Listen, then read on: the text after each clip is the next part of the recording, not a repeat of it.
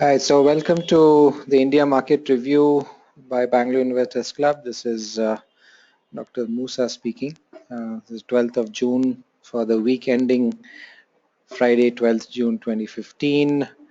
So let's depart from our usual approach to the markets and our analysis, and we'll get there, of course. But completely thanks to Vidya here.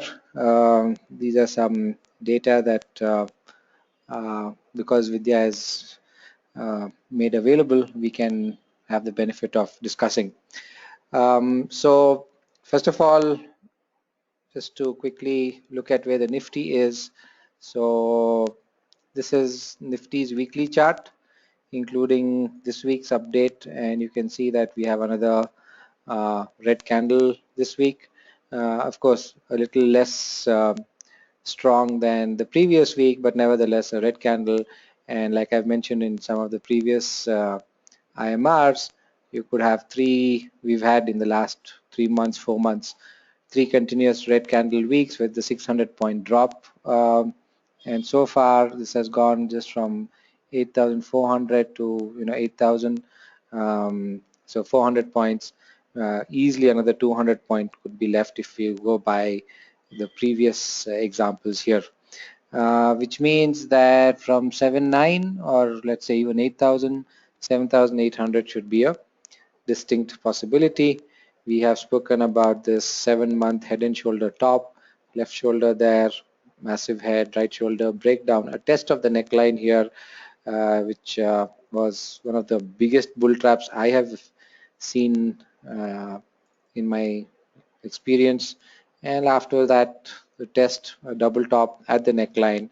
This is daily charts now, and then it's gone down. And we've had this massive fall on Thursday. Today is a feeble attempt to do a pullback. We can just put 8,000. So 8,000 has definitely become a important resistance in this whole thing. And generally, the measuring head and shoulder measuring implication is 7,700, as we've already mentioned last IMR. And well, another 200-point fall could definitely be on the cards. Today's green candle on the Nifty is a very weak one, a very mild one, and definitely hardly any volumes this whole today. And if you look at the weekly also, not much volumes at all, right? Or like it's fallen on average volumes, and today's attempt to go up is really on rather poor volumes. So the downside view is hence reinforced, and we can expect more downside um, moves. 7,800 to 7,700 should be the immediate target that we are initially looking at.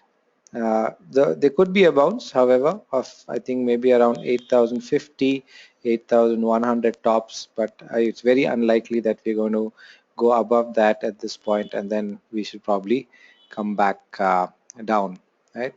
So that's the overall view on the Nifty. And coming to now the things that Vidya has sent. So this is a chart of the option pain and how the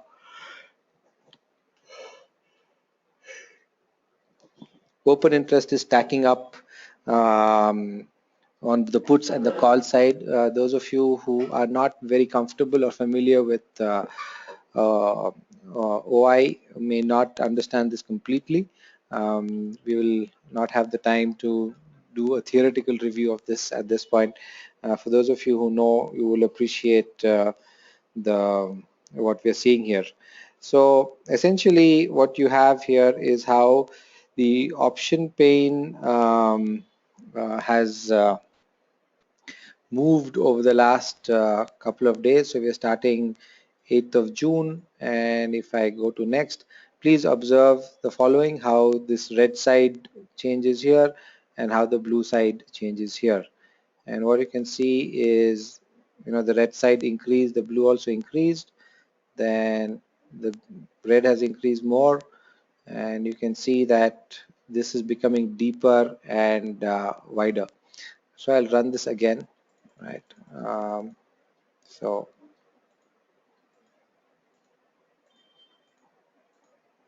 right, so you have to look at it as a sort of animation, right? So we'll go back to 8th,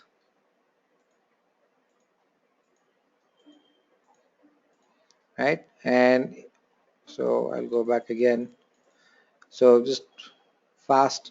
So what you can basically see is that this is getting shallower and now deeper, but the left side is growing stronger and higher than the right side. The left side is the put and the right side are the calls. So essentially what you're seeing is that there's some support building up at lower ends, and the support is stronger than the resistance made by the calls. Having said that, this is generally the case. This is not the exception. This is the rule, that support tends to be higher, but the way it builds, and if I just do it fast, you'll get a sense of how the market has moved. Also, you could see the center line here, and if I go back, just observe the center line, and as I scroll through the data, you'll see that the center line moves left, right? Saw that, right? So the center line has moved left. I think there was a chart, yes. So this is the chart for that, and this chart basically demonstrates uh, uh, this is the red line is the Nifty and how the Nifty has moved through the week, and how the option pain, or this is the place at which the least damage would happen to, not the max damage, the least damage would happen to option writers, has gone from 8,200 to 8,100. Essentially what that means is that the market did the, what should we say, uh, the most, the equilibrium level for people in the derivative side is right now at 8,100. It has dropped 100 points. Now we are definitely quite a distance away from expiry. It is 2 weeks away, and this blue line could shift more, and we'll have to wait and watch. So this gives us this sort of studies give us a sense of where the market is likely to close at um, expiry, and whether we can expect much further down moves or up moves in the days and weeks ahead. So that's the value of this data. So to summarize this one, essentially the market has, the equilibrium point of the market has moved down by 100 points, and that happened between 10th and 11th. On the 11th is when the big sort of 200 point almost Nifty collapse happened Thursday, and that's when, so it went from 8124 and closed at 7965. So broke the 800 psychological mark, and along with that the option pain also moved down by 100 points, right? So we'll have to see whether how this behaves in the coming weeks and then till expiry, and then we continue the study. So doing this, maybe we'll see if we can work it out, hopefully on a weekly basis going forward, would be extremely insightful as to what we can expect in the market. Good for short-term traders. When I say short-term, a week till expiry, not really useful at all for long-term investing, right? So if you are a derivative guy, options guy, and appreciate this sort of insight, I mean, this sort of insight would be extremely useful for somebody like you. Okay, so that is option pain data. Then we have this other chart. Again, for those of you who are new, it may not um, be very clear as to what we are trying to say here. So I'll just run you through this. We have on the left, these two charts on the left are put options, and these two charts on the right are call options. On the top, what you have is the total open interest across the all the puts on the left and all the calls on the right, and Vidya has gone to great pains to make sure that the scaling matches. So the scales on the left for all charts, comparative charts, are exactly the same. So you can see here it's from, I think, 10 million to 60 million, and here same 10 million to 60 million. We do this to make sure that you are comparing like for like and there are no visual distortions in the study. So those of you who will perhaps do the FNO course, which will start in a few weeks, you will then understand and appreciate this a lot more. Now, is basically what you can see is that the 12th is the dark blue, the last blue line here. And if you look at the 7,800 strike price here on the puts side, you can see that for all the days of the week, 7,800 and 7,900, the open interest has essentially increased, right? And you can see that increase here also.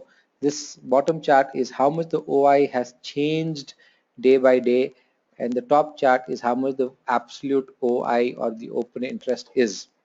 And what you can interpret from this is that at this point as in today, this could change on Monday, um, there is basically quite a bit of support, both put buying and put writing, because an option contract is both short and long simultaneously at the 8,000, 7,900 and the 7,800 levels. And of these three levels, the highest level is 7,800.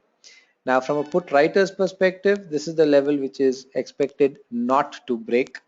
Okay, from a put holder's perspective, this is a level that it could be broken, or people are very bearish up to 7,800. So depend on which side of the which opinion you have. But essentially, there's one set of people who feel that 7-8 could be broken. There's another set of people who feel that 7-8 will not be broken, right? And so these are the levels to basically watch out for in the weeks to come, at least as far as this particular expiry is concerned for June. 7-8, 7-9, and as of now it would look like the market is unlikely to break below 7,800, but that is from a put writer's perspective. On the call side, so this is both call writers and call holders, what you can see is that actually open interest has been decreasing through the week, right? So is that 1 second? No, 9, 10, 11, 12. All right. So sorry. So for example, 8,400, 8,500, the open interest has been increasing through the week, not decreasing through the week, right? And what you have here is 8,400, 8,500 are potential resistances which are very, very unlikely to be broken. So of course, 8,300 is also there, and in the last 2 days, there's been a big build-up in 8,200. So you can see that the biggest changes have happened in the 8,000 call and in the 8,100, 8,000, 8,100, 8,200 strike prices. These are the three that we are talking about here. However, the highest OI is at the 8,500. Basically says that there is a lot of uh, uh, um, contrary views. One set of people believing its market's not going to rise, that's basically the call writers. Another set of people taking a speculative position saying that if it rises we could make a lot of money. So you're looking at 8,000 becoming a critical point in the beginning, and then all the way in steps of 100 till 8,500. One thing is very sort of clear as of now: the market is unlikely to go beyond 8.5 and or go below 7,800 during this expiry, right? Vidya, if at any point you feel that with the additional new data that is there on the next sheet, which is new, there is a different view, please put into the chat, since your mic is not working, and I will just read that out for everybody's benefit, including mine, right?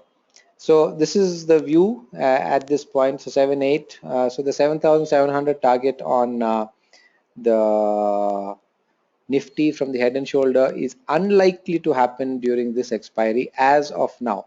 If this picture changes sometime next week, then we'll have to review it. Like everything in the market, nothing is static. It's dynamic, and you've got to give that allowance for changes to happen, right? So, but as of now, just to reiterate, 7,700 Nifty seems unlikely. And as of now, looking Nifty going beyond 8,200 on the upside also looks unlikely. 8,500 is, I think, next to impossible for it to go up beyond. And similarly, below 7,800 looks very difficult for it to fall below, right?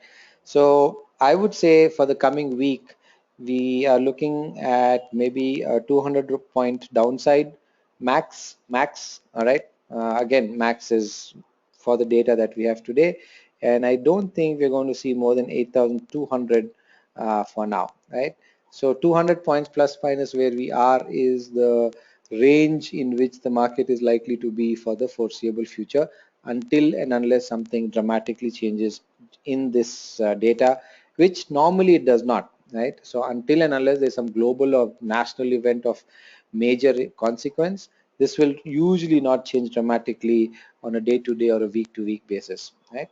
So a 200 plus minus point. So I hope you're getting a sense of how useful this is, that it gives you a sense of what range in which the market is likely to be, and getting a and most importantly, in what time frames we are talking about.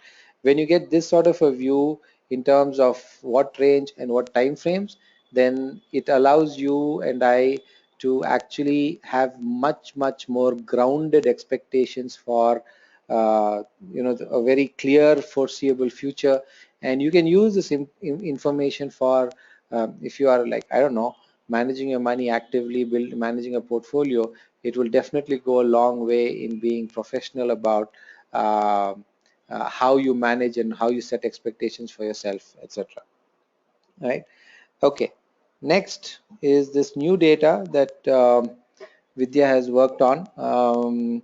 This is actually very detailed, and though Vidya has sent it to me last week also, I haven't really been able to spend too much time on it.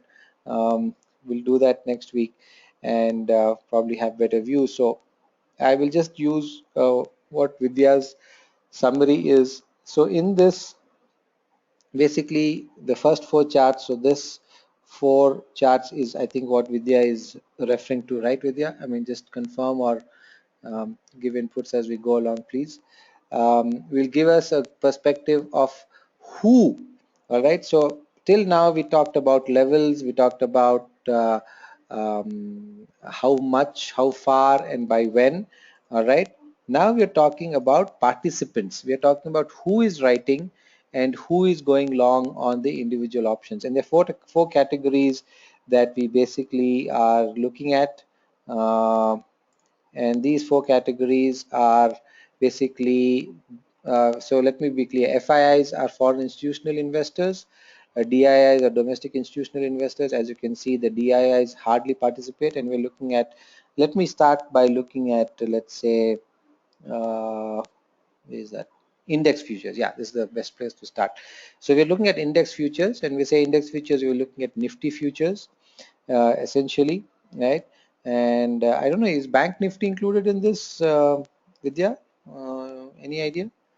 So if that is, then maybe it changes the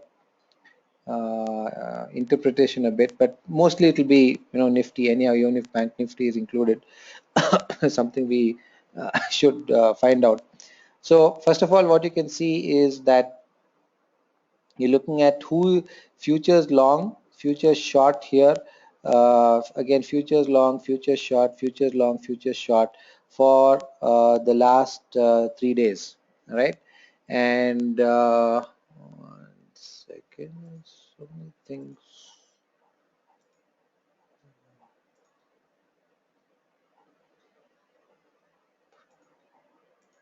I'm just trying to find out. They used to have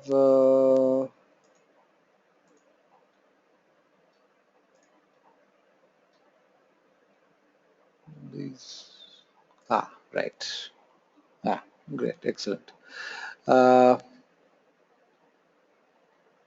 so this is what I'm talking about. Talking about futures index long here, future index short here, futures index short, index long, and index short. And we're looking at three different dates. 10th, these two are 10th, these two are 11th, and these two are 12th.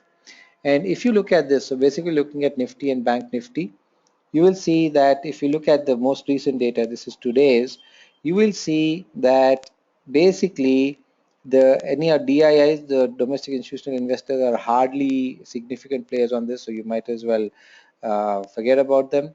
The big guys are basically the FIIs and the clients, right? Now let me just spend a little time discussing this. First of all, DIIs, clear who they are: mutual funds, life insurance companies, etc., and they are non-players in this area. FIIs are the foreign institutional investors. Pro means proprietary trading, right? This is by people who have taken either direct market access or are brokers who have, sorry, not direct market access. These are brokers who are trading on their own money. That's what pro means. Okay, proprietary means on their own money, on the proprietary account. Okay, not to be, it's not professional or anything like that. It's just proprietary stuff. And you can see that these are uh, the third largest players, but you can see that they're really not big in this. So proprietary traders are not active or significant players in the futures, index futures market. The big guys are FIIs, the green guys, and the clients. The clients are people who are clients of brokers and sub brokers. So these are like, retail, or it could be HNIs, or it could be institutions also, which are not brokers themselves, they're not FIs themselves, they're not DIs themselves. They could be private limited companies, they could be holding companies, they could be proprietary traders who are not direct traders but are using all these people, say, traders on, say, discount brokers like Zerodha, etc., would come under clients. You and I are clients. You and I, the retail guys, are clients. So you can see that the clients are the major guys who are involved in this index space, right? And what you can see here is that the DIIs are basically um, long, sorry, the FIIs are long, but essentially the guys who are short are the clients, right? So let's say, oh sorry, this is index long. So index long, basically the clients and the FIs are equally balanced.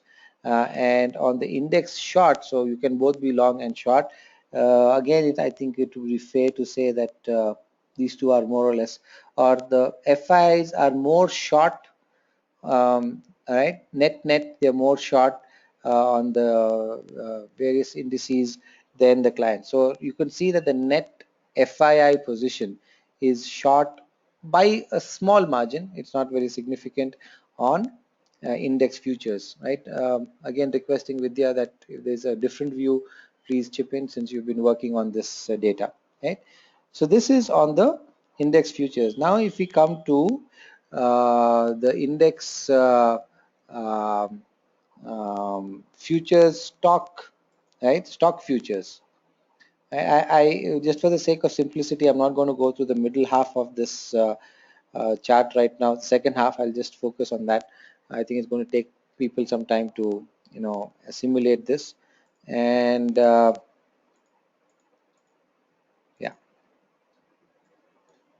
So if you look at futures on the stock, earlier we saw futures on the index. Now we are looking at futures on the stock. You can see that if you just look at the 15th, the clients are basically long, the individuals, and the stocks futures are being actively shorted by um, the FIIs. You can see that they're big guys there, and actually, surprisingly, even the DIIs are substantially short across all the days, right? So the clients are long on the futures side, but on the and the guys who are on the other side of most of this contract seem to be the institutions, both the FIIs and the DIIs. So on the index, it is, seems to be equally paced out. This whole sorry, client versus FI thing, with a slight bias of the FIs on the short side, index shorts, and on the future stocks, clearly the FIIs are bearish. right? And it is the individuals who are long on that stock futures, but the FIIs are short on the stock futures. So net net, you can see that on the futures side, the FIIs are, I would, you know, I don't know if I should use the word aggressively bearish, but let me put it this way: institutions are very clearly aggressively bearish. You can see this across. So actually, each of this is a pair, right? And you can see the symmetry here. Very nice visualization, Vidya. Thank you so much. So each one, so it's long, short on 10th, long and short on 11th, long and short on 12th. So each of these six, there are three pairs that you are looking at, and you can see that across the week, right? The FIIs and the institutions, including the DIIs, have been aggressively short, and it's basically the clients, the individual retail and HNI traders who have been long. And we all know who won this game, at least as far as this week is concerned. It's the institutions that are clearly on the right side of the market as far as the futures, both index and the stock are concerned, right? Index, we're not getting much idea of who's what views are, but I think on the future side the views are very clear cut, and the institutions are short. It's the clients who are individuals, retail guys mostly, who are long. And I think this proves again how much superior the institutions seem to be in reading the market compared to the general public, right? Because overall this week has been a significant transfer of wealth from the retail hands, or the clients rather, let's just be more generic, to the institutions, right? And that's the nature of the game, right? So the more professional you are, the better it will be, and here's dramatic proof of that. Now let's look at the option side, and actually I'm little hesitant to go into this because there is actually a hell of a lot of data here, and it's going to be a little crazy to analyze this because you've got index call, index put, and then you've got index, in that you've got index call long, index put long, index call short, index put short, and these four are for the 10th. Then you have a similar bunch for the 11th, and you have another bunch for the 12th, and this is just another huge layer of information which is there. So I'll tell you what we'll do, just to keep it a little simple. I'm not sure if I could blank it out. If somebody can tell me how to do it in um, Excel, I would do that. I just want to focus on the last four, is there a way to just take out this data so that it's not visually cluttered? All right, let's leave that. So what I would request is for you, so this is a chart, we probably can't do anything, or okay, I'll do something. Tell me if this works.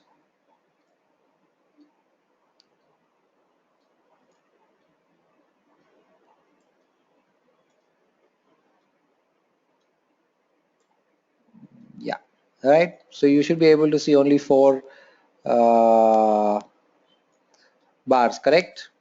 Can everyone, there's an audience view, let me see. Yes, okay, brilliant. Okay. Uh, all right. So if you look at this now, I think we should be able to do a little bit of analysis. Oops, sorry. Just bring it back. I needed the whole thing. Okay. All right. Very good.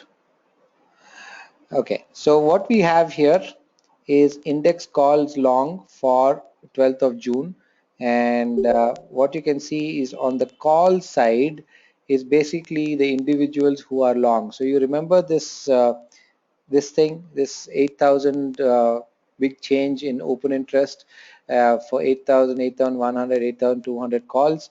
Well, that was basically driven by the individuals. So these are the blue here, the individuals, and to some extent the FIs, but the major guys here were the individuals. I think, yeah, almost half of the open interest which is there on the call long side is by retail individuals, HNIs, etc. Right? Now let's just put it as the general public, right? Both the naive and uneducated, and also the professional, but public, right? The call short, on the other hand, so this bar and this bar, right? So this is the long side and this is the short side, right? So on this side, you can see that who is basically shorting the call, or who wrote the call. Again, it seems to be mostly the clients, and very interestingly, the second largest thing is the proprietary traders. These are, people who are like full-time professional traders. The proprietary traders are significant shorters of the call options, and also the FIs. The DIs is not even a single red thing. The DIs are not writing any calls at all. So on the writing the call side, again, it's some other set of clients. It could be similar, and it could be at different strike prices. Note, we don't know it strike price wise. We're looking only at participants wise. But it's interesting to note that the biggest shorters, apart from clients, are also the proprietary traders, right? Now let's look at longs on the put. Who is long on the put? So if you're long on the put, you're basically very bearish, right? And you can see that it's the FIIs who are really long on the puts, right? And you can also see that the index put shorts, the people who are writing the puts are basically the clients, again, the retail, and well over, I think, what, maybe 60% or 70% of the um, writing on the put side has happened from the general public side. FIIs are hardly writing any puts. The Actually, the second largest category is the proprietary traders.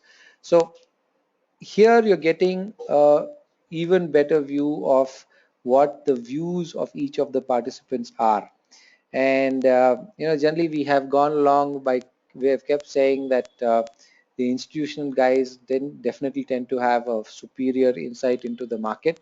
And again, I think this is borne out by this data. And if we actually go back and do it in chunks of 4, you will see that basically it's the same pattern that is repeating again for all the days that are there, right? So really nothing else. So for each of the 4 days, it's all the same thing that we are seeing.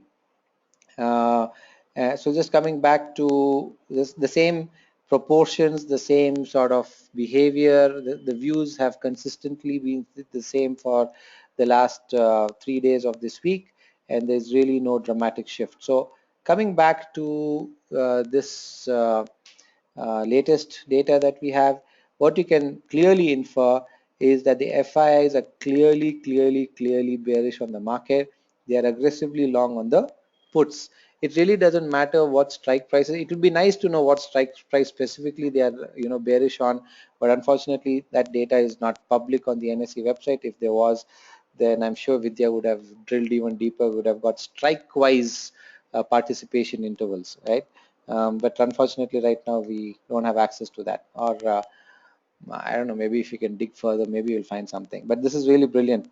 And on the, on the uh, uh, put long side, FIs are very aggressive. They have taken, I think, maybe 2/3 of the long puts. That means you're bearish. And on the call side, they have actually, they are, I would say, meaningful shorters on the, wait one sec.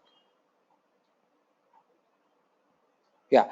So sorry, just to revise, the FIs are negative on the market, and it's the retail guys who are buying the call options here. So when you're looking at long calls, you can also see on the call long, yeah, index put long.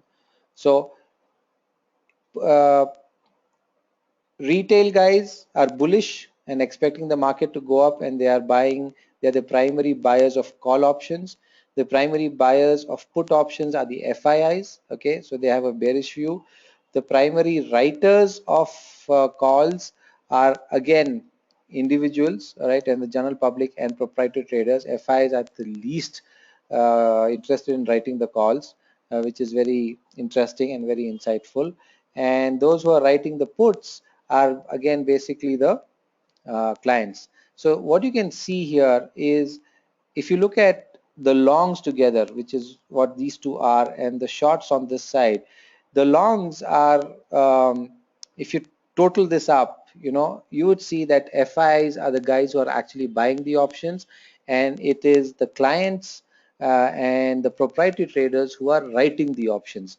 Now, this is extremely insightful because so far we've been sort of thinking the other way around, and unfortunately I think the mistake I did was not to look at data on this, and it was always there. Somehow I just not noticed it, found it, and as usual Vidya did a brilliant job of visualizing it.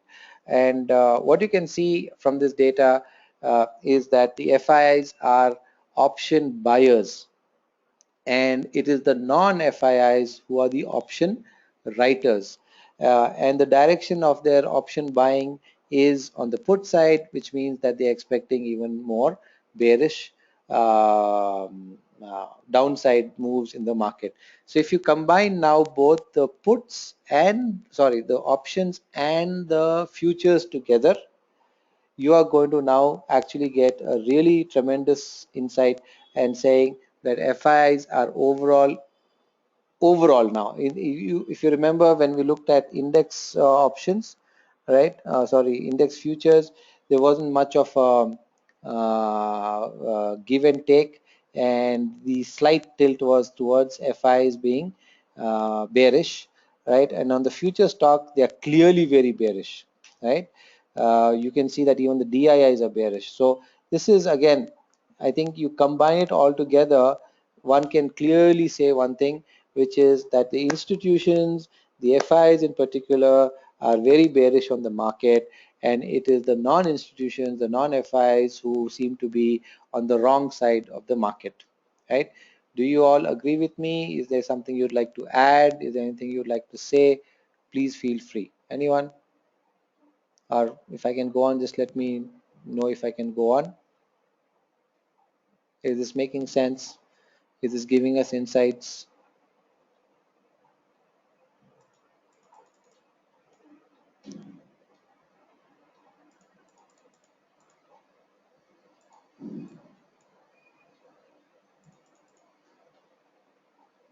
Okay.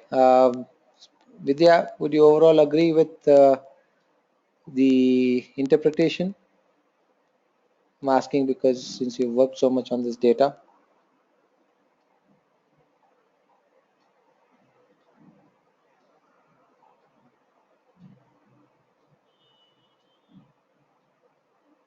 Okay, great. Right.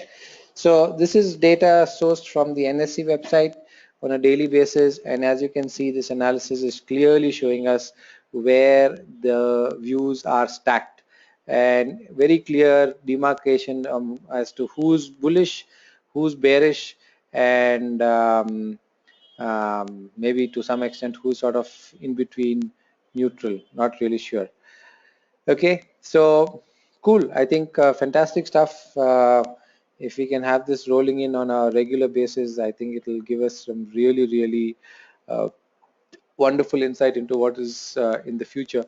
What is important to understand, and this is something that why I so much like the analysis of option data, is the fact that uh, technical analysis. So when you look at this sort of a chart, technical analysis is all about what has happened in the past and trying to sort of extrapolate or predict from this what is likely to happen in the future, right? However, options analysis like this, right, is all about views of the market participants as we speak right now, and their views, and if you can interpret that correctly, then what the views of various participants are in the future, and you can actually calculate the level of bearishness, bullishness that is probably there in the market, right? So when you connect these two, you connect the past, which is given to us by technical analysis, and then when you connect it with the future, which is given to us by this sort of option data interpretation, you've got an excellent integrated view And if both are in sync with each other, both are not in sync with each other, and more particularly how at specific levels you've got views stacked, and who's bearish, who's bullish, and both also in time frames, right? So this is, I think, extremely important to sort of keep a note of. So let me just make a sort of quick summary note here. TA gives us past behavior, right? Option data analysis gives us views of the future, and the views are specific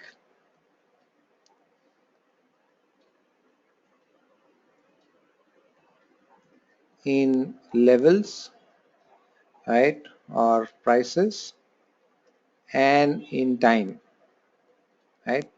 And this is very, very, very, very, I think, critical, right?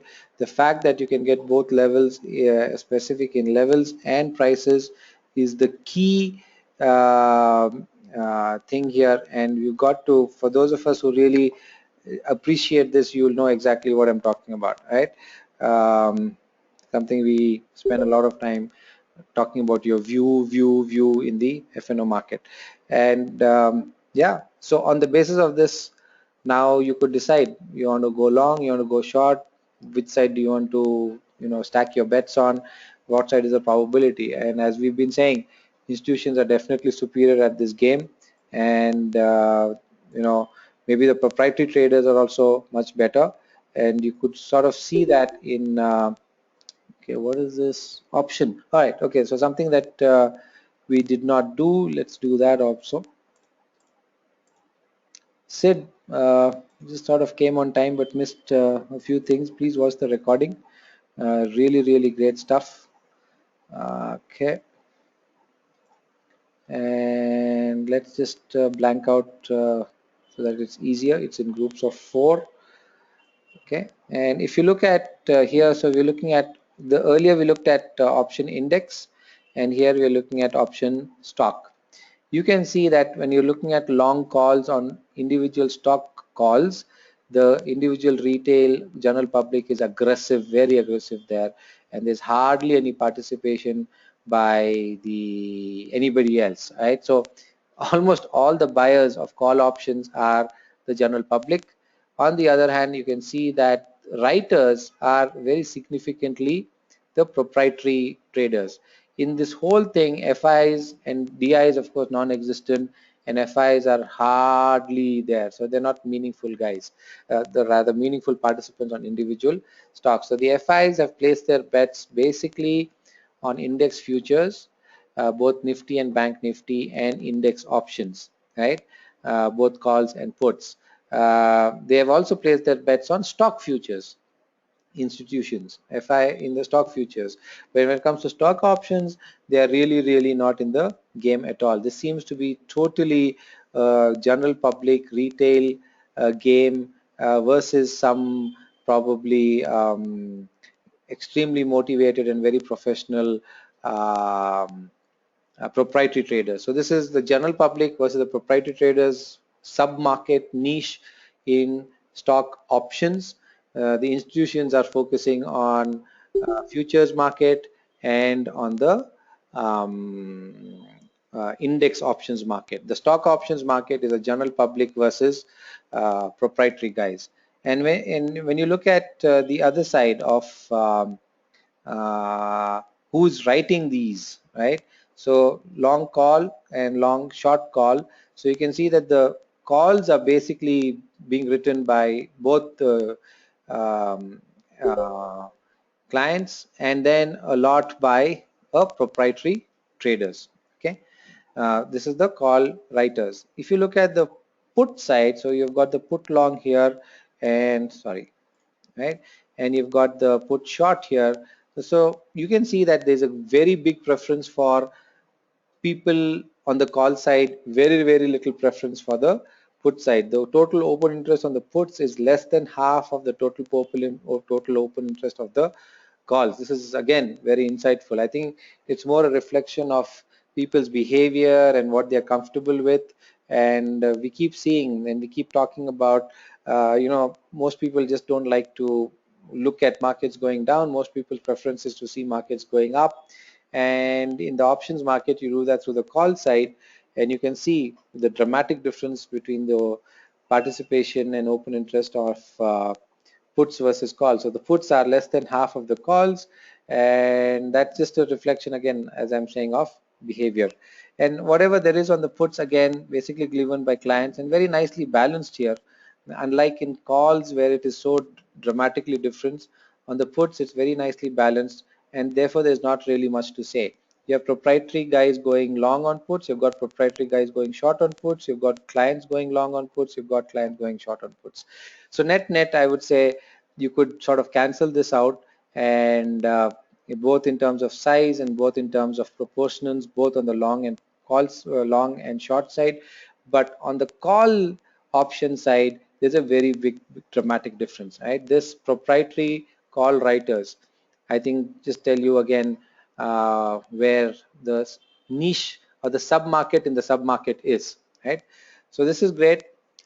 Essentially, the summary of this is that um, I would interpret this as, I think this is the general public buying call option and in the hope of making quick money, which is not happening when you tie that, especially with things like this, which is your clearly negative trend line and everything, nothing showing any hope here. But retail guys probably trying to um, sort of just trying their bet and making it a sort of a lottery ticket, and the prop guys saying, okay, we'll sell the lottery ticket, you lose, right? So done. So again, I think the prop guys are basically bearish, or at least don't expect the markets to rise, and we can basically cancel out the puts, right? So great. So this is it. I think reinforces the whole thing about institutional focus, and therefore there's one thing I have to say. Uh, Basically you saw the futures market, both index and stock, right? So futures, right? So this was the, I think, more dramatic thing. The futures market, um, both in, especially in the stock futures market, being used to create bearish positions by the institutions, both FIs and DIIs. And one of the things about the futures market is that you can roll over, and you don't have to pay much cost for that rollover. So you can actually have a long-term multi-month view on the futures thing, and there is a very small rollover cost you can pay. And those of us who've studied rollovers in detail, you also know that you can even profit from a rollover, and you don't end up paying a cost actually. So if you are really smart in the last week of expiry. So what I was saying is, institutions basically using the futures market to aggressively go short, probably with a multi-week, multi-month view, and those institutions using the option stock, right, not option, index option market to actually buy, either even be even more aggressive or to buy protection, right? Because you can't roll over options, as we all know. So I'm saying this because of this very aggressive FII bearish puts. So they are short. FIs net are short both on the future side, especially in the future stock, and also on the index puts long, right? So you can see clearly how bearish the FIs are, right? And the other significant guys seem to be the proprietary traders, if you take the overall thing, and they seem to be, again, on the right side of the market. And as usual, the general public is on the wrong side of the market, right? So this is the summary. FIs at this point, right? Right, and to some extent DIIs, because they were also there in one of those bars, aggressively short on the market, uh, both index and stocks, right? What else? prop traders next in level of savvy and being on the right side, or not the right side, on the, let's say the right word is profitable side of the market, and the general public represented by client is clearly on the losing. Yeah,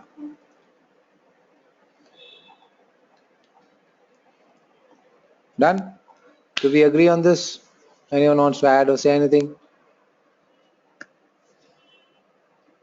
So we can definitely expect further down moves with this analysis, maybe limited, maybe only 200 points for the coming week. But that option pain thing changes, then who knows? Great, super. So my very deep and sincere thanks to Vidya for this. Thank you so much, Vidya, for taking the trouble to create all this. Just would not have been possible without this visualization. Just looking at the raw data, I can't do it at least, right? Anyone? Thank you, Kundu, for the appreciation. Uh, Anyone else? Any? So what are you going to do next week? Short the market, buy puts, short futures, decide. Okay. All right. What I'm going to do actually, I think, is I'm going to stop the session here, and I'm going to send you all a fresh link, right, for the rest of the IMR, because this I think can be used as a separate standalone recording. I can't cut it, so I'm going to stop this here. I'm going to stop the webinar.